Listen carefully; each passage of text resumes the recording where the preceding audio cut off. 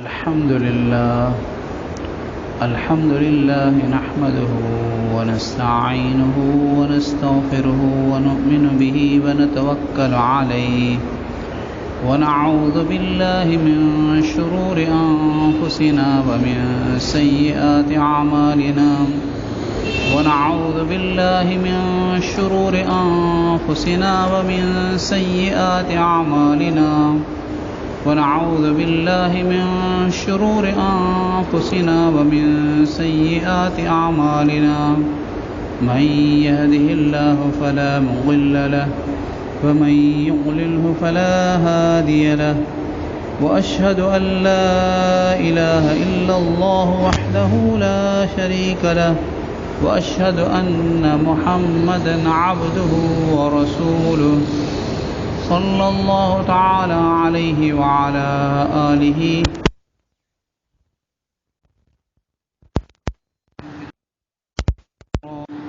أما بعد فأعوذ بالله من الشيطان الرجيم بسم الله الرحمن الرحيم ومن يطع الله ورسوله فقد فاز فوزا عظيما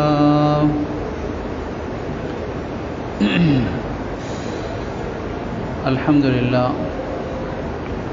अल्लाह रब्बुल आलमीन जो करम है, अल्लाह ताला जो एहसान है, जो अल्लाह रब्बुल आलमीन असांखे ईमान जी दौलत नसीब फरमाई है। ईमान छा है? जेको कुछ रसूलुल्लाह सल्लल्लाहु अलैहि वसल्लम जिन अल्लाह पाक वटां खणी आया, जेके हक़ीक़तूं, जेके ख़बरूं, जेके अहकामात ऐं असां ताईं यक़ीनी तौर ते उहे पहुता, त उन्हनि सभिनी खे दिलि सां सचे मञण जो नालो ईमान आहे। सचे मञण जो नालो। अल्हम्दुलिल्लाह, असां उन्हनि सभिनी खे सचो मञूं था जेको कुझु रसूलुल्लाह सल्लल्लाहु अलैहि वसल्लम अल्लाह पाक वटां खणी असां वटि आया ऐं असां ताईं पहुतो। क़ुरान पाक ऐं अहादीस ऐं अहिड़े ई तरीक़े सां अल्लाह ताला जा हुकुम, दीन जूं ॻाल्हियूं, इन खे असां दिलि सां सचो मञूं था। इन सभिनी खे दिलि सां सचे मञण जो नालो ईमान आहे। ईमान जे लाइ ज़रूरी आहे त हर हिकु शइ खे सचो मञिजे। तमामु जेतिरियूं बि शयूं आहिनि, जेतिरियूं बि ॻाल्हियूं आहिनि, हुज़ूर पाक सल्लल्लाहु अलैहि वसल्लम अल्लाह वटां खणी आया ऐं दीन जी ॻाल्हि जी हैसियत सां यक़ीनी तौर ते असां ताईं पहुतो। मसलन पूरो क़ुरान पाक में जेके कुझु ॻाल्हियूं बयानु कयूं वियूं आहिनि, यक़ीनी तौर ते उन्हनि सभिनी खे दिलि सां सचो मञणु इहो फ़र्ज़ु आहे ऐं उहो ईमान आहे।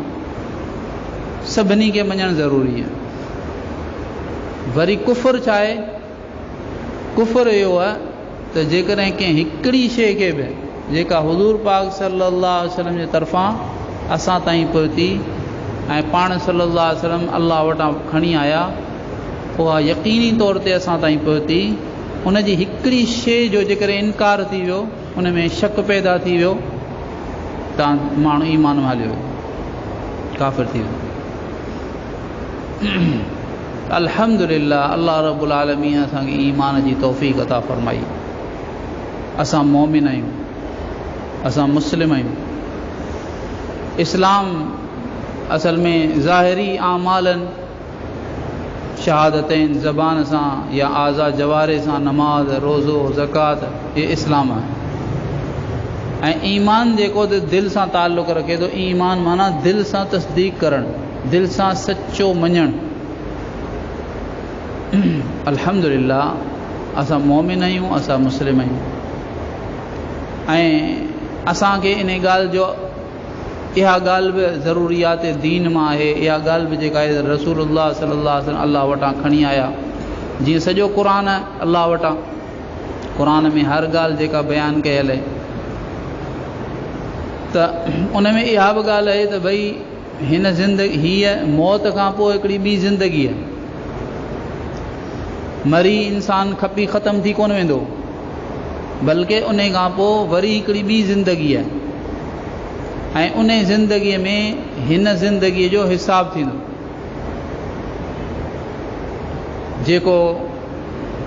जेके अल्लाह पाक जा अहकामात आहिनि ऐं रसूलुल्लाह सल्लल्लाहु अलैहि वसल्लम जा तरीक़ा आहिनि, उन खे केतिरे दर्जे ते असां पूरो कयो, अल्लाह पाक जे नेमतुनि जो केतिरो असां शुक्र अदा कयो, या वरी नाफ़रमानी कई, गुनाह कया, पंहिंजे नफ़्स जी ख़्वाहिशात खे असां क़िबलो बनायो, या अल्लाह पाक जी इताअत खे असां पंहिंजो मरकज़ बनायो। असां पंहिंजे इताअत जो मरकज़ अल्लाह पाक जी यानी अल्लाह रब्बुल आलमीन जे हुक्मनि खे बनायो, रसूलुल्लाह सल्लल्लाहु अलैहि वसल्लम जे तरीक़े खे बनायो, या पंहिंजे ख़्वाहिशात खे बनायो, या रस्मनि रिवाजुनि खे बनायो। दीन उहो आहे जेको अल्लाह पाक बयानु कयो आहे ऐं अल्लाह पाक जे तरफ़ां हुन जे रसूल हज़रत मुहम्मद मुस्तफ़ा अहमद मुश्तबा सल्लल्लाहु अलैहि वसल्लम हुन जी तशरीह करे ॿुधाई आहे, ज़बान सां ॿुधायो आहे या अमल सां ॿुधायो आहे। इहे जेके शयूं आहिनि उहो दीन आहे, इन खां अलावा ॿी का शइ दीन कान्हे। बल्कि जेका शइ दीन नाहे उन खे दीन सम्झी करे करणु, इन ते सवाब त कोन मिलंदो, पर उबतो वबाल अज़ाब। हिकिड़ो माण्हू कमाई थो करे 100 रुपया कमाई, 1000 रुपया कमाई, 5000 कमाई, लखो कमाई वधे पियो। ॿियो माण्हू कमाई कोन थो करे पर विञाए बि कोन थो, पोइ हिकिड़े हंधि बीठो आहे, जेको उन वटि आहे दौलत, जेको सामान जेको आहे उते बीठो आहे।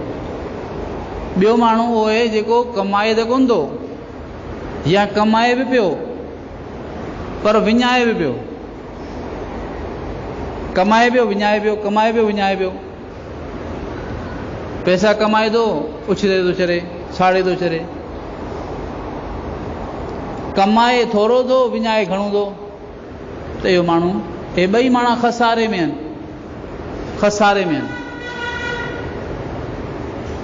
त असांखे इहो ॾिसणो आहे त भई आउं जेको कुझु करियां पियो,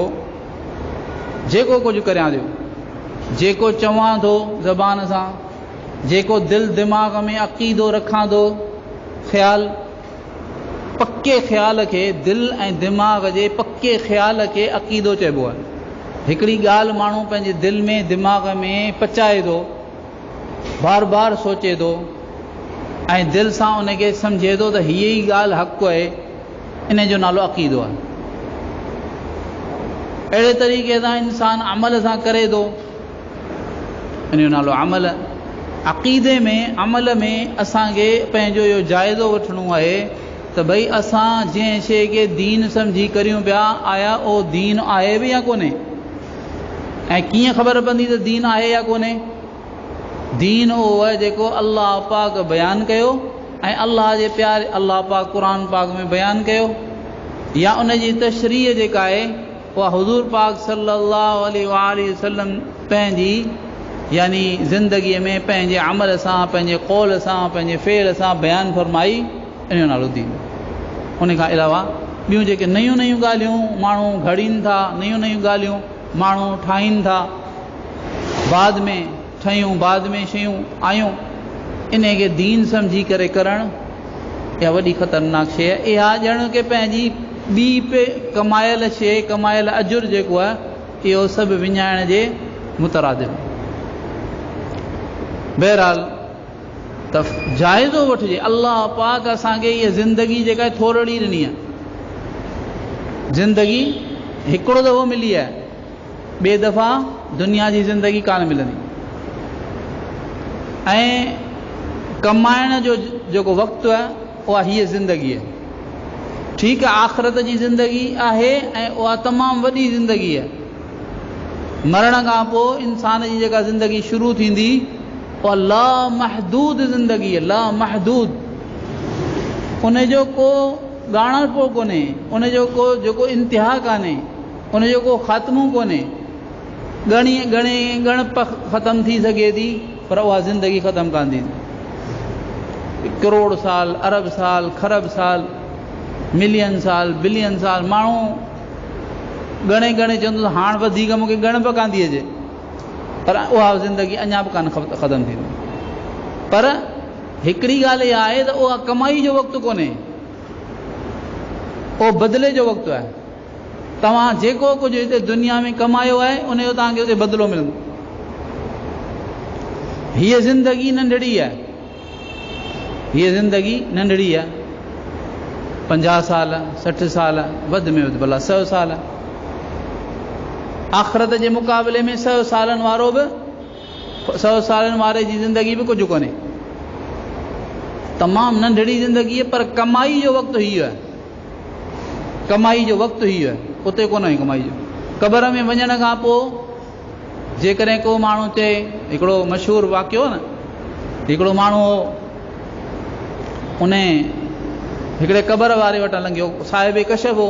अलाह पाक जेॾी महिल चाहे थो कंहिंखे कुझु ॾेखारणु त पोइ कंहिं माण्हूअ जी दिलि जे अखियुनि खे अलाह पाक खोले थो, कंहिं क़बर वारे जे हाल खे अलाह उन जे साम्हूं खोले थो त खुले थो। जंहिंजे साम्हूं अलाह खोलणु चाहे खुलंदो।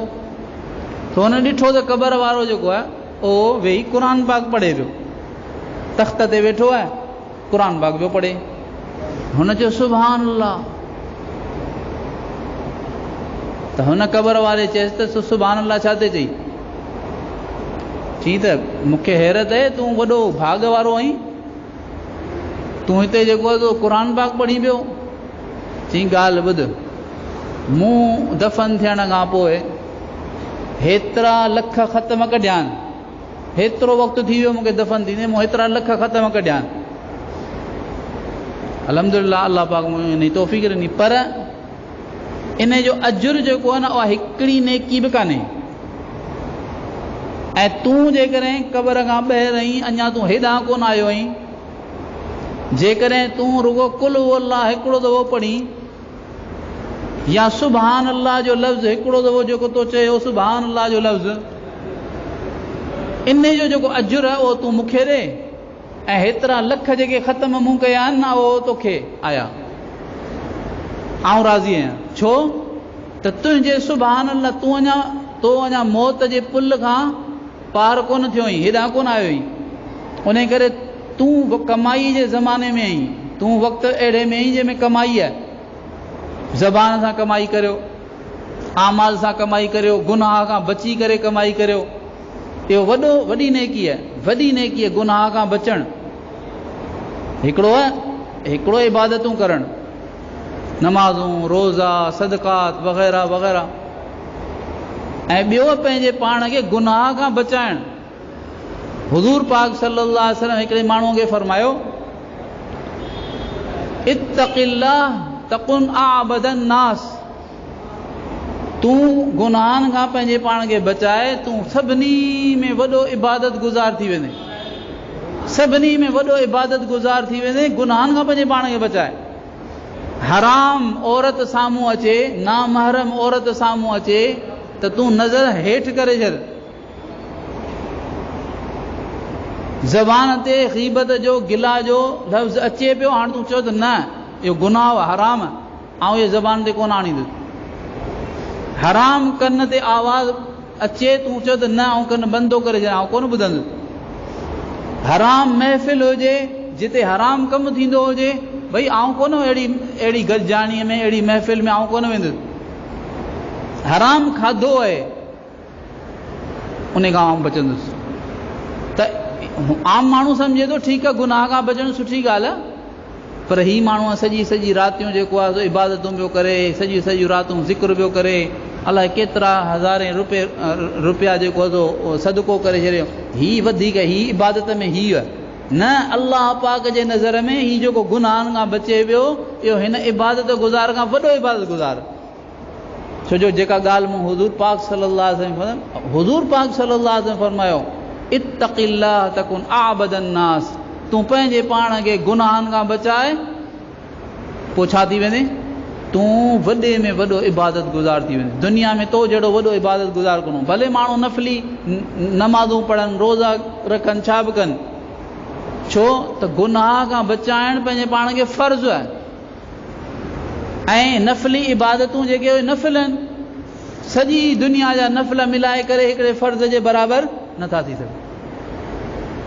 त अल्लाह पाक असांखे हीअ ज़िंदगी अता फ़रमाई आहे। ज़िंदगी वक़्त जो नालो आहे। हाणे ॾिसो, मुहर्रमुल हराम जो महीनो शुरू थियो आहे ऐं इस्लामी साल, पोयों इस्लामी साल 1441 उहो असांजी ज़िंदगीअ मां वियो। हाणे नओं इस्लामी साल आयो। हिकिड़ो लम्हो जेको वञे पियो, इहो वरी असां खे कोन मिलंदो। इन में असां जेको आहे सो पंहिंजी आख़िरत जी तयारी, छाजे लाइ आया आहियूं हिते। हिकिड़ो माण्हू दुनिया में पैदा थियो आहे, अल्लाह पाक उनखे ज़िंदगी ॾिनी आहे। आख़िर कंहिं त मक़सद जे लाइ ॾिनी आहे।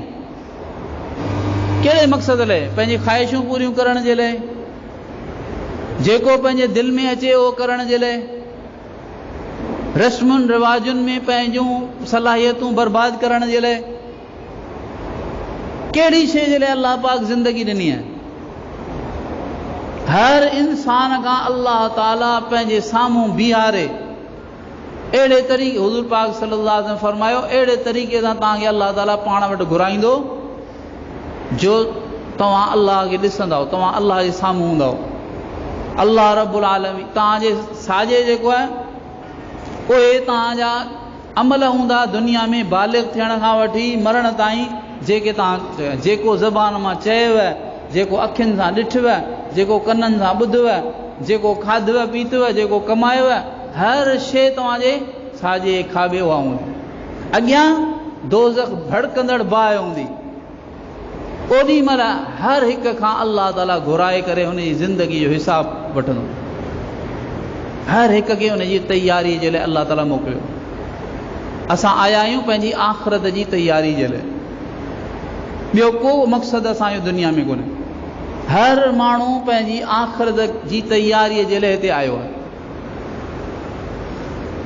ऐं असां वटि जेको यानी मूर जेको आहे, असां वटि ताजिर वटि हिकिड़ो पैसो हूंदो आहे जेको लॻाईंदो आहे, उहो मूर जेको असां वटि छा आहे, पूंजी जेका आहे असां वटि छा आहे, उहा आहे ज़िंदगी। अल्लाह पाक ज़िंदगी ॾिनी आहे। अल्लाह रब्बुल आलमीन वक़्तु ॾिनो आहे। मौत अची वियो, उन खां पोइ कंहिंखे हिकिड़ो सेकंड कोन मिलंदो। उहो वक़्तु अल्लाह ताला लिकाए रखियो आहे। उन करे ज़रूरत इन ॻाल्हि जी आहे जो हर माण्हू इहो सोचे त भई जंहिं मक़सद लाइ मुंहिंजे मालिक, मुंहिंजे ख़ालिक, मुंहिंजे राज़िक मूं ते लामहदूद इनामात ऐं नेमतूं करण वारे मूंखे जंहिं मक़सद लाइ हिते दुनिया में मोकिलियो आहे, ऐं उन में लॻो पियो आहियां या कोन पियो लॻो आहियां, या उन आख़िरत जी में तरक़ी पियो करियां, आख़िरत जे एतबार सां तरक़ी पियो करियां, अल्लाह जी रज़ा खे हासिल पियो करियां, उते मुंहिंजूं नेमतूं तयारु पियूं थियनि। छो जो आउं नफ़्स जे ख़्वाहिशुनि जे मुताबिक़ कोन पियो हलां, ऐं अल्लाह जे हुक्म जे मुताबिक़ पियो हलां। नफ़्स जे ख़्वाहिशुनि ते लत रखी ऐं अल्लाह जे हुक्मनि खे पूरो पियो करियां, अल्हम्दुलिल्लाह आउं कामयाबी ॾे पियो वञा। पर जेकॾहिं ॿी ॻाल्हि आहे, अखियूं पूरे, इहा मूंखे परवाह कान्हे त अल्लाह जो हुकुम कहिड़ो आहे, इहा मूंखे नऊज़ बिल्लाह परवाह कान्हे त अल्लाह जे हबीब सल्लल्लाहु अलैहि वसल्लम जो तरीक़ो कहिड़ो आहे, इहा मूंखे परवाह कान्हे त दीन छा थो चए, शरीयत छा थी चए, ही हलाल है, ही हराम है, ही जायज़ है, ही नाजायज़ है, ही सही है, ही ग़लति है, इन खां कतई नज़र थी अखियूं पूरे ऐं पंहिंजे ख़्वाहिशात नफ़्सानी जे पोयां हलां पियो। धारो माहौल जो जेॾां अचे पियो उन्हनि सां गॾिजी हलां पियो, अखियूं पूरे हलां पियो। इन खां मूं जेको आहे अखियूं ॿूटे छॾियूं आहिनि त भई नतीजो छा थो निकिरे, त पोइ मूं जहिड़ो बेवकूफ़ केरु थींदो। माल जेको आहे न, माल ज़िंदगी जे मुक़ाबले में तमामु हल्की शइ आहे, तमामु हल्की शइ आहे। माल ख़र्च कंदे असां हज़ारे दफ़ा सोचूं था त जिते माल ख़र्च करियूं पिया जंहिं कारोबार में, जंहिंमें, त उन में असांखे फ़ाइदो थींदो, नुक़सानु थींदो, वधीक फ़ाइदो थींदो, घटि फ़ाइदो थींदो। हर शइ सोचे करे समझी करे समझूं था त माल जेको आहे उहो छा आहे, माल नेमत आहे, पर असांजी जेका ज़िंदगी आहे उहा केॾी वॾी नेमत। त अल्लाह रब्बुल आलमीन जे हुक्म जे मुताबिक़, हुज़ूर पाक सल्लल्लाहु अलैहि वसल्लम जे तरीक़े जे मुताबिक़ जेको माण्हू ज़िंदगी गुज़ारे थो, हर मौक़े ते इहो ॾिसी करे हले, हर मौक़े ते इहो ॾिसी करे हले, हीउ जेको कमु आउं करणु चाहियां पियो, हीउ जेको आउं यानी चवणु चाहियां थो, इहो अल्लाह, हीउ गुफ़्तो जेको आहे, हीअ नज़र जेका आहे, हीउ ॿुधणु जेको आहे, हीअ कमाई जेका आहे, हीउ ख़र्चु जेको आहे, हिन जॻह ते वक़्तु लॻाइणु जेको आहे, इहे सभु शयूं अल्लाह जे हुक्म जे मुताबिक़ आहिनि या कोन्हनि? जे आहिनि त अखियुनि ते मूंखे करिणो आहे। छो करिणो आहे? जो मूंखे अल्लाह खे राज़ी करिणो आहे। मुंहिंजी ज़िंदगी जो मक़सदु अल्लाह खे राज़ी करणु आहे ऐं मुंहिंजी ज़िंदगी जो मक़सदु पंहिंजी आख़िरत जी तयारी आहे। बसि ॿियनि सां मुंहिंजो कुझु कोन वञे। मरी वेंदुसि आख़िरत में, क़बर में मूंखां पंहिंजो सुवालु थींदो। सभिनी खां पहिरीं मूंखे पंहिंजी आख़िरत जो फ़िक्र हुजे। उन में अल्लाह जा हुकुम, अल्लाह जे हबीब सल्लल्लाहु अलैहि वसल्लम, हिन मुहर्रमुल हराम, ही मुहर्रमुल हराम जो महीनो, हराम छाजे लाइ था चवनि हिनखे? मुहर्रमुल हराम। हराम छो थो चइजे? हिकिड़ो हराम आहे पंहिंजे सिंधीअ में हराम, माना हिकु हीउ हलाल आहे, हीउ हराम आहे न। अरबीअ में हराम जो लफ़्ज़ जी ॿी माना वहे, उहा इहा आहे मुहतरम, माना क़ाबिल एहतराम। अशहुर हुरम चार महीना जॾहिं खां अल्लाह दुनिया ठाही, 4 महीननि खे अल्लाह ताला एहतराम वारो बनायो। 3 गॾु आहिनि ऐं हिकिड़ो महीनो जेको आहे सो अलॻि आहे। ज़ीक़ादा, ज़िलहिज्जा ऐं मुहर्रम, ज़ुल्क़ाद, ज़ुलहज ऐं मुहर्रम, ए 3 लगातार महीना आहिनि। ऐं हिकिड़ो परे महीनो उहो कहिड़ो आहे? रजब, रजबुल मुरज्जब। 4 महीना हराम आहिनि। हराम जो मतिलबु मोहतरम, क़ाबिल एहतराम आहिनि। ऐं इन में इबादत जो सवाबु वधीक आहे ऐं गुनाहनि जो वबाल अञा वधीक आहे। जीअं हिकिड़ो माण्हू हिकिड़ो गुनाह ख़ुदा न ख़ास्ता हिते करे, उहो गुनाह त गुनाह आहे, पर वञी हुते मक्कतुल मुकरमा में करे, हरम में करे, मदीना मुनव्वरा में करे, मुक़द्दस जॻहियुनि ते करे, त अञा वधीक वबाल आहे। गुनाह साॻियो आहे, पर हिते जो गुनाह जेको आहे सो घटि आहे, हुते जो गुनाह वधीक आहे। छो त तो मुतबर्रिक जॻह में जेको तो गुनाह कयो, ही मुतबर्रिक औकातनि, हिन जे अंदरि नेकी जीअं वधीक आहे, ईअं गुनाह बि जेको तो वधीक आहे। त इन में नेकियुनि में जेको बयानु कयो वियो आहे, पाण सल्लल्लाहु अलैहि वसल्लम इहो फरमायो त रोज़ो। हाणे सुभाणे ख़ैरनि सां मुहर्रमुल हराम जी 9 तारीख़ ऐं परीहं मुहर्रमुल हराम जी 10 तारीख़ आशूरा आहे, योम आशूरा। त हुज़ूर पाक सल्लल्लाहु अलैहि वसल्लम फरमायो त इन ॾींहुं रोज़ो रखो। बल्कि रमज़ान जे रोज़नि खां पहिरीं, रमज़ान जे रोज़ा फ़र्ज़ थिया, रमज़ान जे रोज़नि जे फ़र्ज़ियत खां पहिरीं मुहर्रमुल हराम आशूरा जो रोज़ो फ़र्ज़ हो। आशूरे जे ॾींहं जो रोज़ो फ़र्ज़ हो ऐं उन खां पोइ जॾहिं यानी रमज़ान मुबारक जो रोज़ो फ़र्ज़ थियो, पूरे महीने जा रोज़ा, त इन रोज़े जी फ़र्ज़ियत मनसूख़ थी वई। हाणे फ़र्ज़ कोन्हे मुहर्रम जो रोज़ो, पर सभिनी नफ़ली रोज़नि मां अफ़ज़ल तरीन रोज़ो जेको आहे उहो मुहर्रमुल हराम जो रोज़ो, यानी योम आशूरा जो रोज़ो। हुज़ूर पाक सल्लल्लाहु अलैहि वसल्लम जॾहिं मदीना मुनव्वरा तशरीफ़ फरमा थिया, मदीने में यहूदी बि रहंदा हुआ, अहले किताब। पाण ॾिठो त उहे जेके आहिनि उहे आशूरे जे ॾींहं जो रोज़ो पिया रखनि। पाण सहाबा खे जो हिननि खां पुछो त ही आशूरे जे ॾींहं जो रोज़ो छाजे लाइ था रखनि, त हुननि चयो त साईं असांजो जेको दुश्मन हो फिरौन, उहो पंहिंजे पूरे लश्कर सां ॿुॾो हो आशूरे जे ॾींहुं, ऐं अल्लाह ताला हज़रत मूसा अलैहिस्सलाम ऐं उन्हनि सां गॾु बनी इसराइल खे निजात अता फरमाई हुई। इन ॾींहं ते अल्लाह रब्बुल आलमीन असां ते एॾो वॾो एहसान फरमायो, इन जे शुक्राने जे तौर ते असां जेको रोज़ो रखंदा आहियूं। त हुज़ूर पाक सल्लल्लाहु अलैहि वसल्लम फरमायो त तव्हांजे मुक़ाबले में मूसा अलैहिस्सलाम जे असां वेझो आहियूं। तव्हां त सिर्फ़ु नालो था वठो न मूसा अलैहिस्सलाम जो, पर मूसा अलैहिस्सलाम जी पूरी तालीमात ते कोन था हलो, उन जे तालीमात खे तव्हां फिटाए छॾियो आहे। ऐं अल्हम्दुलिल्लाह मूसा अलैहिस्सलाम जे असां वेझो आहियूं, जीअं हू हक़ ते हुआ ईअं असां बि हक़ ते आहियूं। तव्हां रोज़ो रखो था असां बि रखंदासीं। पर पाण फरमाए त हिननि यहूदियुनि खां रोज़े में तब्दीली करियो। रोज़ो आहे, इबादत आहे, ठीकु आहे, पर न जेके गुमराह आहिनि, जेके ग़लति तरीक़े ते आहिनि, असांखे उन्हनि जहिड़ो थी कोन रहणो आहे। अल्लाह ताला असांखे ऐं उन्हनि खे हिकु जहिड़ो न ॾिसे। असां अल्लाह जी नज़र में कंहिं बि शइ में हुननि जी हिकु जहिड़ाईअ में न हुजूं, हिकिड़ी शइ में इबादत में बि न हुजूं। उन करे पाण सल्लल्लाहु अलैहि वसल्लम फरमायो त जेकॾहिं आईंदे साल ऐं ज़िंदगी रही त पोइ इन आशूरे जे रोज़े सां गॾु हिकिड़े ॿिए रोज़े खे आऊं कढींदुमि, ताकी हिननि सां असां जुदा थी वञूं। ही सिर्फ़ु आशूरे जो रोज़ो था रखनि, असां आशूरे जो रोज़े सां गॾोगॾु 9 तारीख़ जो रोज़ो बि रखंदासीं।